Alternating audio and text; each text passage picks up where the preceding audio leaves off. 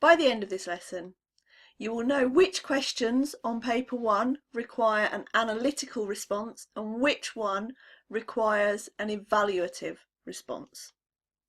You will understand the key differences between analysis and evaluation, and that will allow you to respond appropriately to questions 3 and 4 on paper 1, which is the 19th century prose fiction and imaginative writing paper. Okay, so when do you analyse and when do you evaluate? Question 3 on paper 1 will ask you to analyse. The format of this question will always be the same. The only things that change are the specific details related to the particular extract that you're dealing with. So question 3 will always direct you to a specific, very narrow section of the extract that you're working with, and you must make sure that in your response you are only analysing the set number of lines that has been specified in the question. It's always going to ask you to comment on how language and structure have been used for a particular effect, and you must comment on both language and structure, and you must comment on specific features of language and structure to move beyond level 2 for question 3. Question 3 is worth 6 marks. So they're not expecting a very long, very detailed, complex analytical essay. They are expecting analysis, but it's a short form analysis. So it's a short essay, short analysis of a short section of text. You are only going to spend 6 minutes answering, because as with all these papers and all these questions, the rule is it's 1 mark equals 1 minute. So where it's worth 6 marks, you only spend 6 minutes answering that question.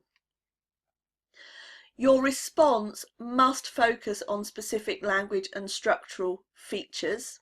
Okay, so you have to pick out individual features and comment on how they are being used. It is never enough just to identify a feature and state that it is there within that part of the text. You have to go further than that, and you have to analyse what that is doing in terms of creating meaning within that particular section. When you are identifying and commenting on these specific language and structural features, you must use the correct subject-specific terminology. So if you're talking about a metaphor, then you need to name it as a metaphor. Equally, if you're talking about a complex sentence and you're writing about it as an element of structure, you need to explain that it's a complex sentence, and you need to name, if you're talking about various bits of punctuation, you need to name them correctly. So it is important that you learn the subject specific terms and that you are able to apply them correctly. So question 3 is worth 6 marks, and it will always require an analytical response on a very short part of the extract. You will be given the line references in the question. Question 4, on the other hand, is always going to ask you to evaluate. Because it's asking you to evaluate, question 4 is always going to ask you to evaluate the extract as if it were a whole text. You have to take the broad view and look at that extract as an entire text and comment on it as a whole thing and the way that it hangs together. It is always going to focus on a particular aspect of this acronym SITE, which stands for setting, ideas, themes, or events. So the focus of question 4 will either be an aspect of setting, it will be a particular idea within the text, it will be a particular theme, or it might be a specific event that is taking place within that text. And that aspect will be named in the question that is set for question 4. Question 4 is worth 15 marks, and they are expecting a much more well-developed, substantial essay type response. You are going to spend 15 minutes answering this, and the expectation is that you make detailed evaluative comments about the aspect of SITE that is specified in the question. You must offer a subjective assessment of how effectively that aspect has been presented by the writer. And your response needs to be in an essay format, and it needs to use PED. Now, you Ideally, you would use your subject specific terminology in here as well. You won't be penalised very heavily if you don't. You are taking a much broader view. You're looking at the text as a whole. So you're going to need to support your comments with quotations, but you don't necessarily need to get into the details of particular words or phrases. It's the general impression that is created by that quotation. And we'll have a look later in this lesson at how you go about that. Okay, so question 3 is analytical, question 4 is evaluative. So what are the differences then between analysis and evaluation? So analysis, which you will be doing for question 3, basically zooms in and digs deep. Now remember, for question 3 you have a short section of the text that you are asked to look at in detail. So that is helping you to zoom in, but what you're zooming in to more importantly are the particular words, the particular techniques, any imagery in there. You're looking for the details, the way the writer has crafted that particular passage of the extract.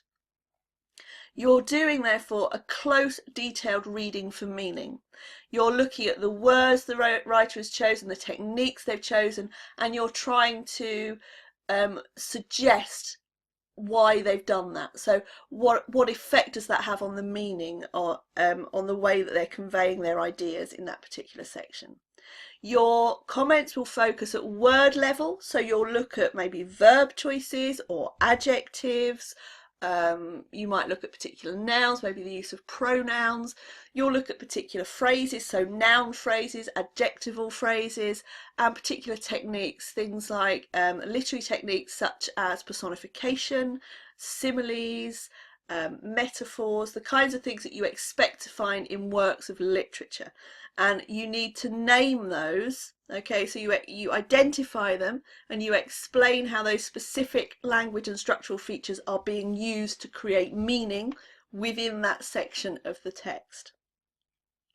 To analyse effectively, you need to be able to identify, so to see a range of language and structural features. So it is very important that you learn what these things are, and we have lists for you that can help you to do this. So you need to be able to identify literary devices but also structural devices. So you need to be able to identify different types of sentences.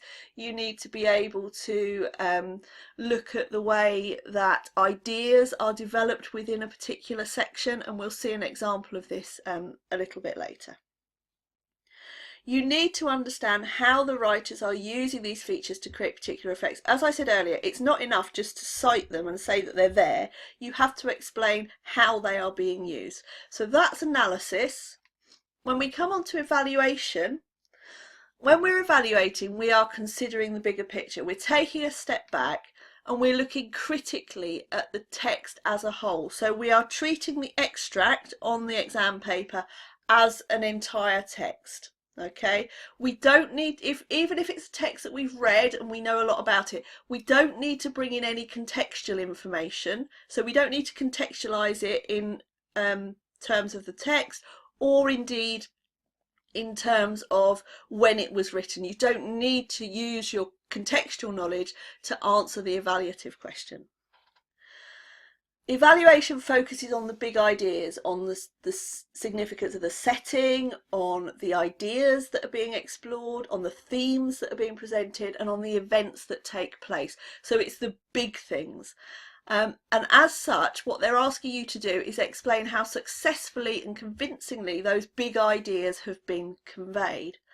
You do need to support your comments with textual evidence. However, that does not need to focus on specific words, phrases or techniques as you did in analysis. It can be much more general in terms of the sorts of comments that you make, and you're always going to be referring back to the element of site, so the setting, the idea, the theme or the event that's been referred to in the question.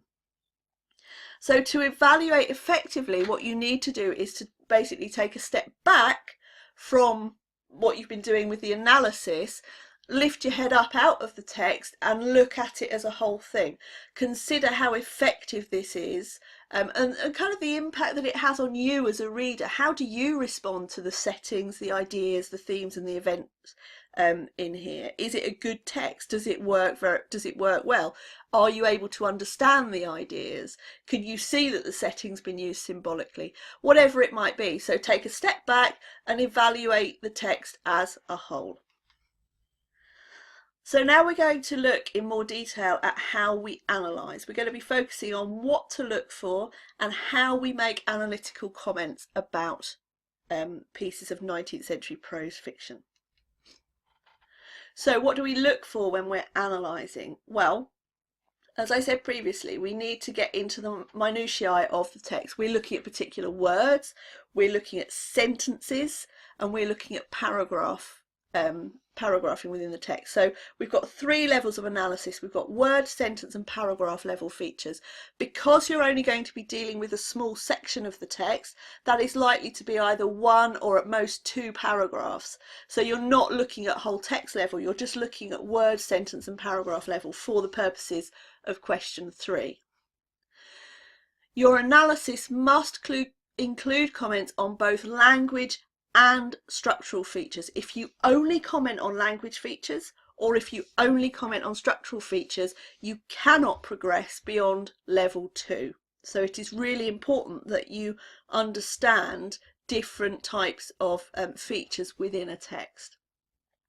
So some of the things you could look for would be interesting use of adjectives at word level, adverbs or verbs, and you could also, if we're looking at sentences, which is an element of structure, you could look at the variety of sentence forms and sentence structures, and then within the paragraph you could look at how the idea is developed. If there's an image that's woven through that paragraph, how does the writer build that image up?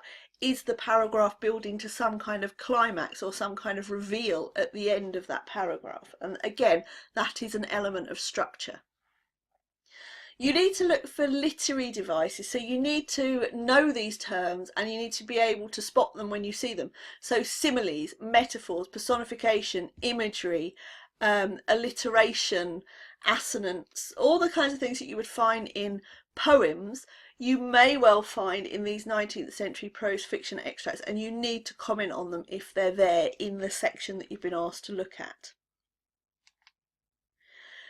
You do have to use the correct subject terminology, and I know I keep saying this, but this is an element that they're looking for in the mark scheme, and you will be marked down if you don't. So when you identify a feature, when you're answering question 3, you must use the correct term and name it correctly, and then go on to explain how it is being used to create meaning.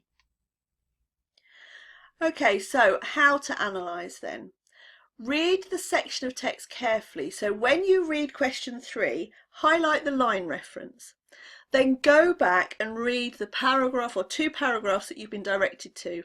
And as you're reading, highlight any language or structural features that you notice. You don't need to annotate, but if you want to, you can. Remember, you've only got 6 minutes to answer this. When you're commenting on features, make sure you refer to them by their technical terms. As I keep saying, it is not enough to simply state that a feature has been used. If you do that, all you're doing is feature spotting, and that never gets you very many marks. You must then go on to explain how it has been used to create a particular effect within the section that you're looking at. Make sure you provide direct quotations, and those quotations need to be short and ideally embedded into your own writing, and they need to illustrate the feature that you've identified. So if you've identified an example of personification, you need to quote it to show that it really is there, and then explain what that is doing in terms of the effect that that's creating. Keep your quotations short, ideally embed them in your own sentence as you would when you're writing a PED essay, but remember they're not expecting a really detailed, well-structured PED essay because it's short, it's only worth 6 marks. Focus on the specific words that are used within the device that you've identified and the quotation that you've given, and explain the effect that has in as much detail as you possibly can. Okay, you are only looking at a very narrow section of this extract, so you may only be able to identify 3 features, perhaps 2 language features and 1 structural feature, but what you must do is explain them in detail. Okay, I know you only have 6 minutes, but that is what they're looking for. make sure you comment on at least one specific structural feature. Okay, and it can be anything, but if you have no comments, if all of your comments are about language, you won't get beyond level 2. Okay, so let's look at an example then of how to analyse. We're going to do a close reading and analysis of an extract. I'm going to show you what a typical question 3 looks like, and then we're going to look at how we would go about responding to that question. So we have our question here in lines 16 to 29. How does the writer use language and structure to show the narrator's feelings about Mr. Hyde? The thing you need to know about this is that the basic wording of the question, and that's everything you can see on your screen in brown, will always be the same. So they will always direct you to a set number of lines. They will always ask you how language and structure is being used to show some aspect. Okay. The only thing that changes is the particular thing that you're being asked to analyse. So in this case, we're being asked to look at the narrator's feelings about Mr. Hyde. So this is an idea within the text. If we're thinking about aspects of sight, we're dealing with the idea of how he feels about Mr. Hyde. Only the particular aspect of sight that you're asked to analyse and the specific line references change within this question.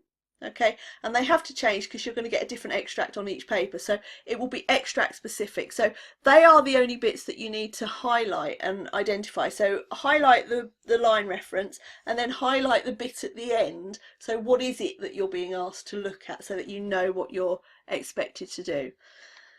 When you're writing your response, you must only comment on features within that line reference. If you comment on anything outside of that, you cannot get any marks for those comments.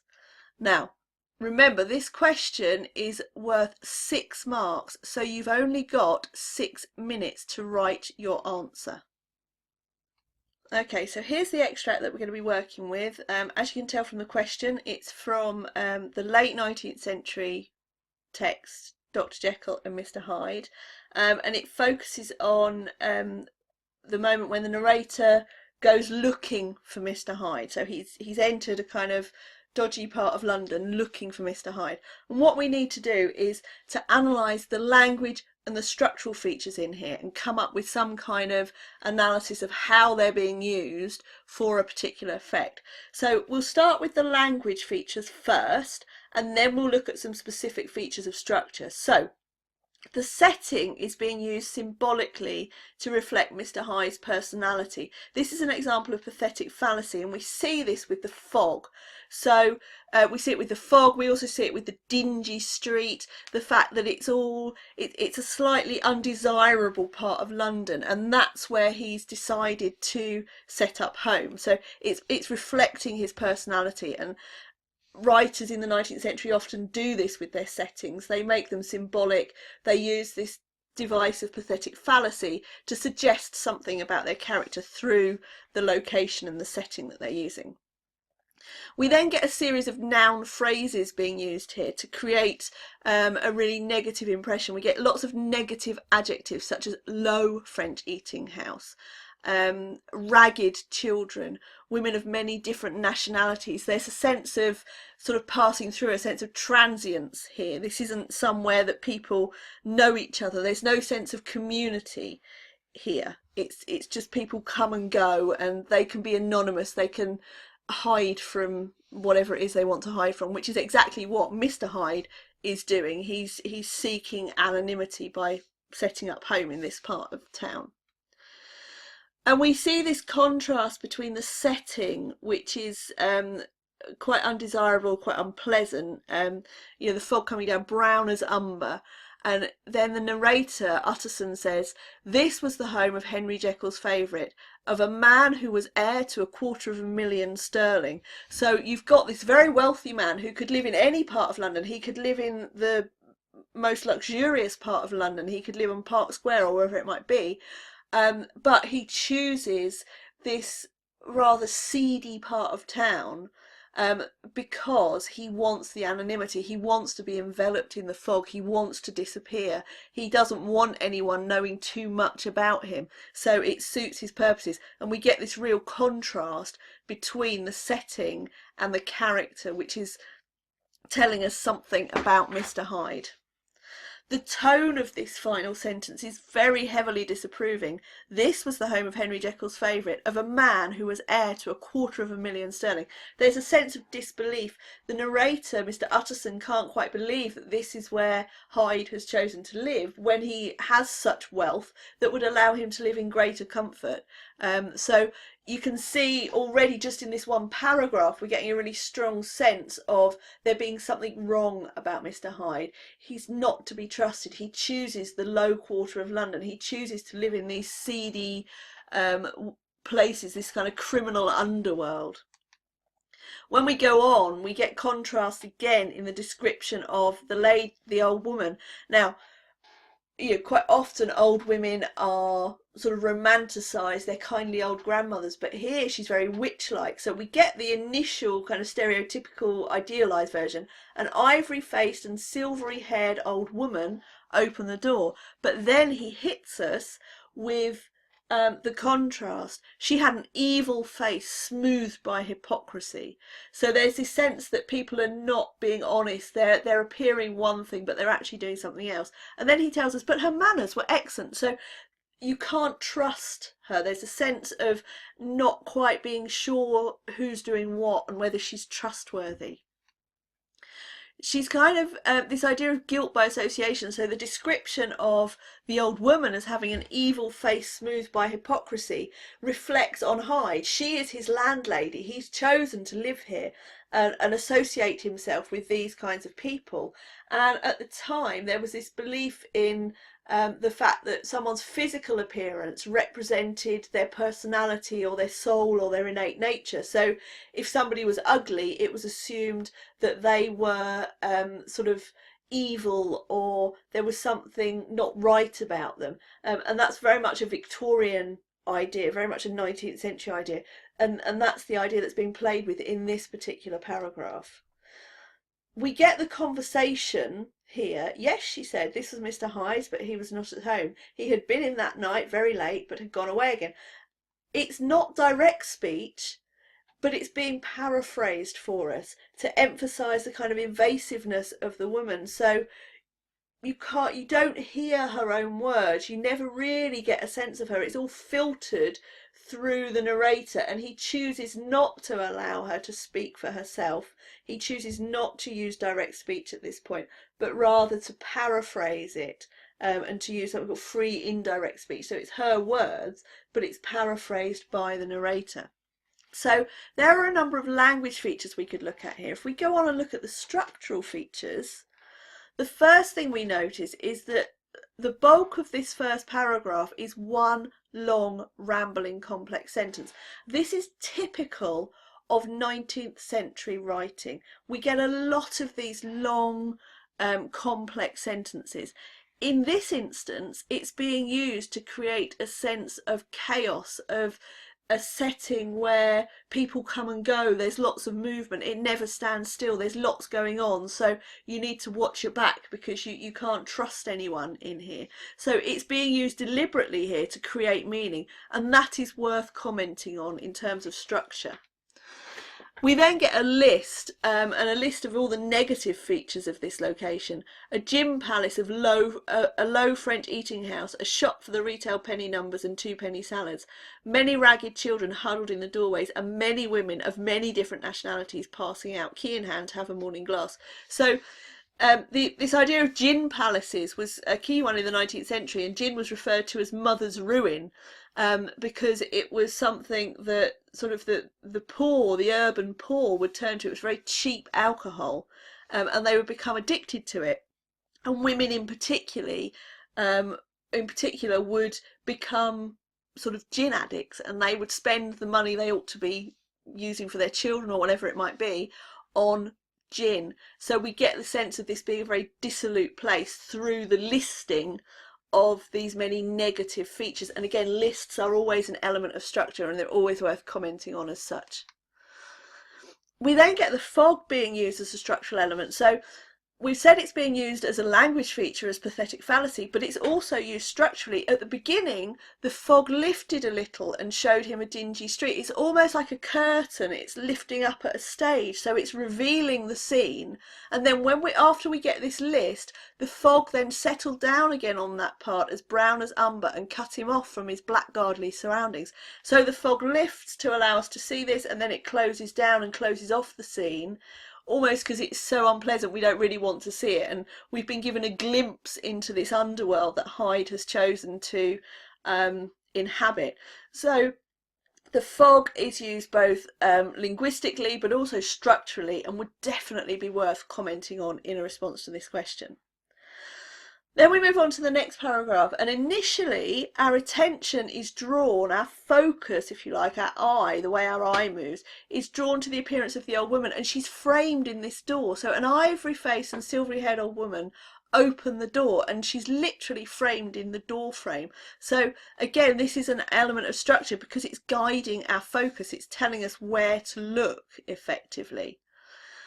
We then become eavesdroppers on the conversation. So we're with the narrator, but we're listening in. So the way that the narrator is positioning us as the reader is quite interesting because he paraphrases it. And the fact that he paraphrases it indicates this lack of respect for the woman who is so closely linked to Hyde. And in terms of the question, how do we see the narrator's feelings about Hyde? Well, this reinforces the fact that he has very little respect for Hyde. He views him as not worthy of respect and not worthy of being given a voice because this woman is so closely related to him, okay, in terms of being his landlady. So we've got some specific elements of structure, specific elements of language, and you can see that there's a crossover between those, and you need to comment on at least one element of structure and at least one element of language in your response to question 6. So having looked in some detail at that extract, let's look at the points that we might actually go on to cover in response to this question. So there's the question again. We may talk about the fact that the narrator has a negative, even hostile feeling towards Hyde. That would be our opening sentence perhaps in our response, because that's a general impression that we get from this short extract. We could then go on to talk about the use of pathetic fallacy to convey the narrator's negative feelings by making the setting hostile and mysterious. And then that would link quite nicely into talking about the way that the fog is used as a structural device, like a curtain, to reveal the scene and then to cover it up again. We could then talk about those noun phrases containing the negative adjectives. So we're looking at word level there at the noun phrases. And then, of course, that's a list as well, so we can talk about it as a structural feature. And we can make some comment about the fact that Hyde has chosen to live there, even though it's clearly an undesirable part of town. It's part of the criminal underworld, and he has enough money to live somewhere else. That suggests that he is someone not to be trusted.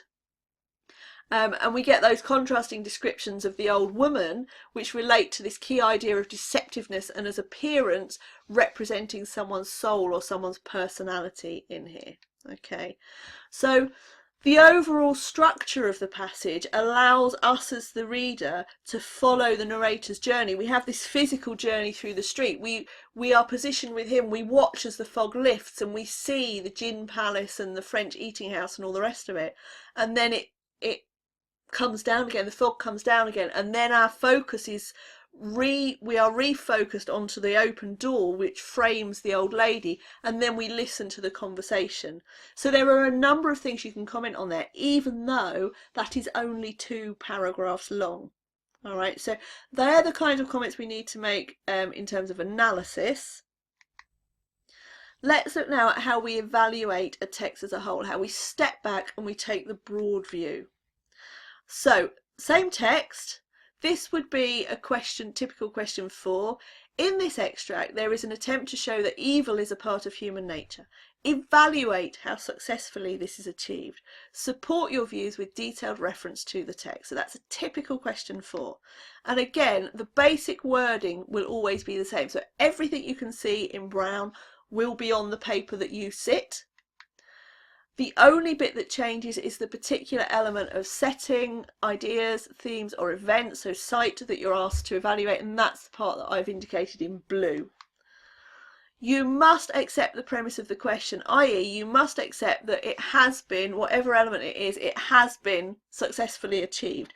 You must not provide a response which says, well, do you know what? No, I don't think it has been successfully achieved. I think it's a load of rubbish.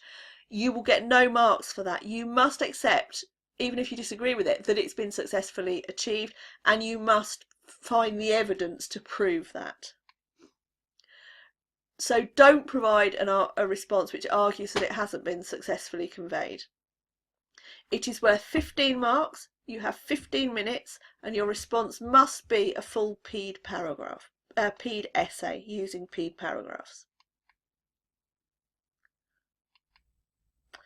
Okay, so how do you evaluate then? Well, you look at the text as a whole. So you kind of lift your head up out from the individual words, phrases and techniques, and you think critically about the text. You think, how effective is this in relation to the aspect mentioned in the question?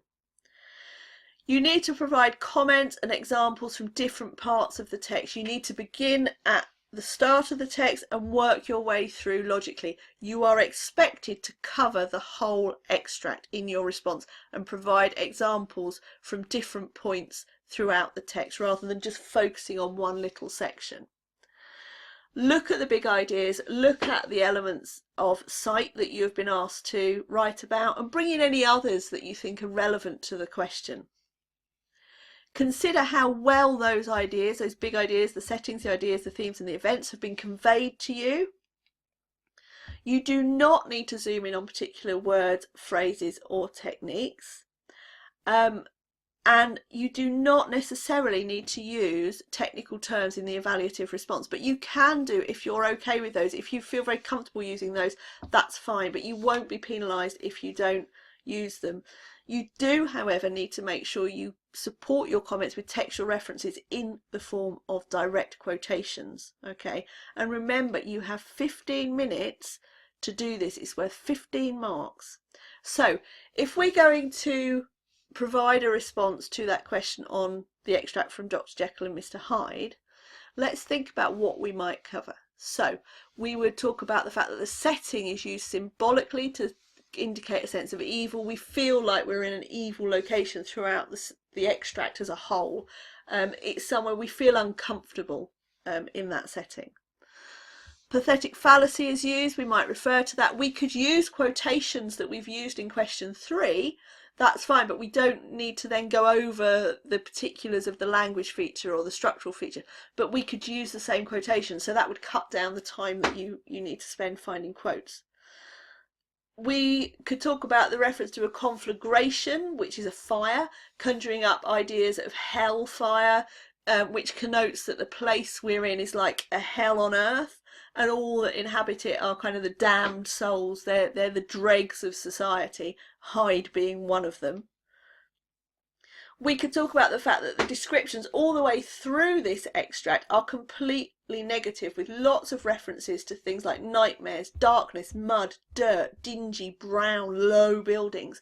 It's described as being utterly unpleasant, and all of those things have associations with evil. If we think about nightmares and darkness and low buildings and dingy places, you expect unpleasant things to be lurking there.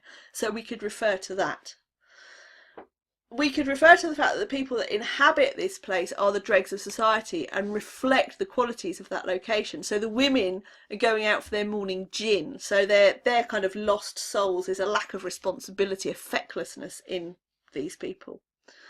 The old woman at the boarding house personifies evil. We have that example of her physical appearance representing her soul, so it's a visible indication of the evil nature of her soul. And then the old woman's joy at the prospect of Hyde being in some sort of trouble reinforces that impression that she's essentially evil. She gains pleasure from other people being in trouble or doing something wrong. And then all the fine carpets and the pictures at the end and the wine that Hyde has got, he's got all the trappings of being a fine gentleman, but that doesn't prevent the fact that he is essentially evil, and those evil qualities shine through, and we see that because he destroys all of those trappings of civilization and society and being a gentleman, and that contrast highlights the degree to which he is evil. So these would be points that we would cover if we were evaluating. You can see they're coming from different parts of the text as a whole, and that they're general, they're relating to the setting, the ideas, the themes and the events within here, rather than saying, well, there's a metaphor here that does this and there's personification there, and you know, so they need to be more generalised in terms of the comments that you make. So finally then, let's sum up what we mean by the differences between analysis and evaluation and when you need to do each thing. So question 3 is always going to ask you to provide some analysis.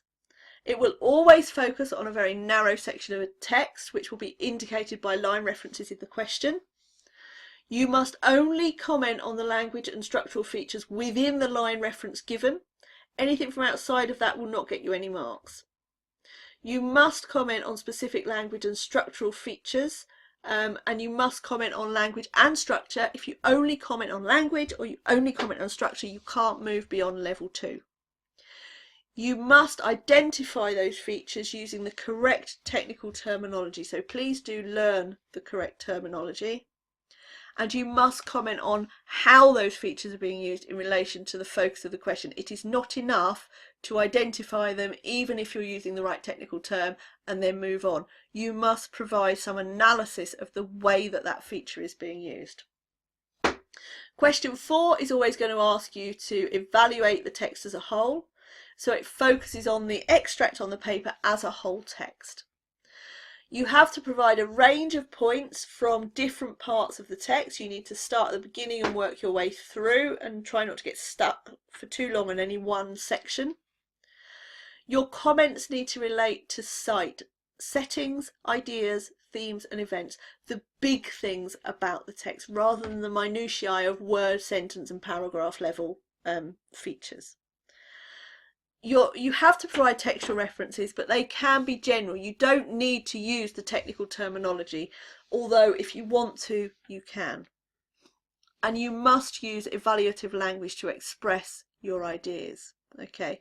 Remember for question 4 that you are evaluating, you are not summarising and you are not describing. If all you do is retell the story or summarise the text, you will not get very many marks. You must provide detailed evaluative comments about how effectively the element of sight that's been mentioned in the question has been conveyed to you.